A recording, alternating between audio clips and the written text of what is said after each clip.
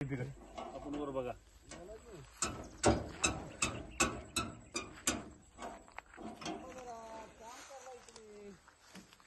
मी हागलूर शिवारातील कड्यावरली डीपीवरती बसलोय. 8 महिन्यापासून हा जुना डिपो आहे, ह्याच्यावरती लोड येतोय. म्हणून शेतकऱ्याच्या मागणीनुसार शासनाने एक डिपो मंजूर केला 100चा. तो डिपो पलीकडे बसवला. 8 महिने झाला डिपो बसून. त्यावेळेस भोसले म्हणून वायरमॅन होते. त्या वायरमॅनने कनेक्शन चालू करण्यासाठी शेतकऱ्यांना पैशाची मागणी केली. शेतकरी सर्वसामान्य असतात, आपल्या पिकाचं नुकसान होऊ नये, आपल्याला वारंवार अडचणी येतात, म्हणून त्यांनी काय केलं, 17 शेतकऱ्यांनी मिळून प्रत्येकी 3000 प्रमाणे 51,000 रुपये बारूळ येथील हॉटेलवरती भोसले लाईनमॅनला दिले. त्यांनी सांगितलं की हे पैसे वरिष्ठ अधिकाऱ्यांना द्यायचे आणि पैसे दिले की लगेच तुमचं 2 दिवसामध्ये मी कनेक्शन डीपीचं चालू करतो. पैसे देऊन 8 महिने होत आले तरी सुद्धा डिपो अजून चालू झाला नाही. त्यानंतर भोसले यांची बदली झाली आणि बदलीनंतर पटेल साहेब लाईनमॅन आले. त्यांच्याकडे शेतकऱ्यांनी विनंती केली, तर त्यांनी सांगितलं की जोपर्यंत वरिष्ठ मला सांगत नाही तोपर्यंत मी डेपो चालू करू शकत नाही.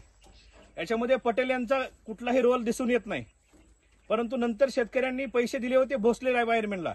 त्यामुळे शेतकऱ्यांनी परत भोसलेकडे विनंती केली की आमचा डिपो चालू करून द्या, आम्ही 51,000 रुपये दिले तर आमच्या पिकाचं नुकसान होतंय. आता ज्वारी कुणी पेरले, कुणाला पेरायचे, पाणी देण्याची शेताला गरज आहे. अशा अवस्थेमध्ये शेतकरी भोसलेंना वारंवार विनंती करतायत. तर भोसले आता सांगतायत की अजून तुम्हाला 20,000 रुपये कांबळे सरांना द्यावे लागतील. तुम्ही 20,000 रुपये द्या, त्याच्याशिवाय डीपी जोडला जाऊ शकत नाही.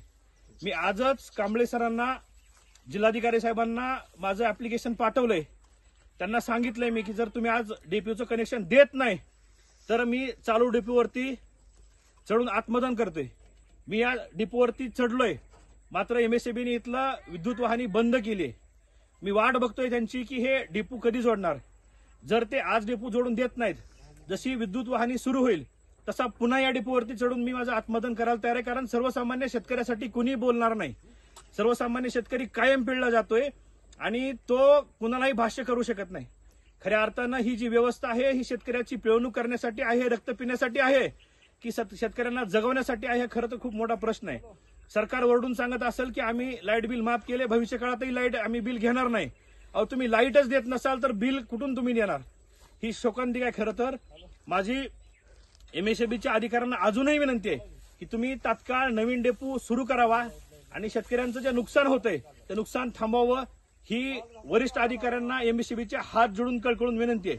अन्यथा तुम्ही डिपो चालू करत नाही तर मी आज संध्याकाळपर्यंत, सकाळपर्यंत जसं शक्य आहे तसं चालू डिपोवरती चढून, आता हा डिपो मी चढतोय त्या गोष्टीमुळे त्यांनी बंद केल्यावरून, पण जसं हा चालू होईल तसं परत मी आत्मदानासाठी येईल. कारण शेतकऱ्यासाठी माझा जीव गेला तरी मी पाठीमागे सरकणार नाही, पण शेतकरी जगला पाहिजे ही माझी प्रामाणिक अंतःकरणापासूनची भावना आहे. धन्यवाद.